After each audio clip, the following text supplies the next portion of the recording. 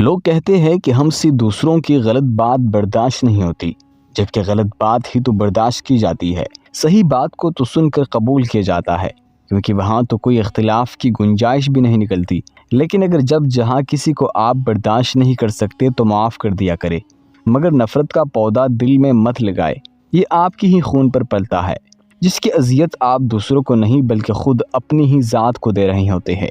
اور معاف کرنا تو ویسے بھی ہمارے رب کی صفت ہے کہ وہ معاف فرماتا ہے، اور انسانوں کے ایک دوسرے کو معاف کرنے کے عمل کو پسند فرماتا ہے۔ اور برائی کا بدلہ ویسے ہی برائی ہے۔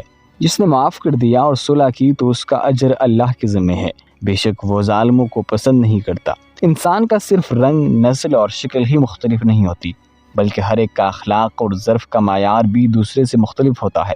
یہی سوچ کر لوگوں کے برے رویوں کو دل میں مت لیا کرے اور باتوں کو بھلانے کی عادت ڈال لیجئے۔ ہر بات کو یاد رکھنا اپنے دماغ کا سکون خراب کرنے کے برابر ہے۔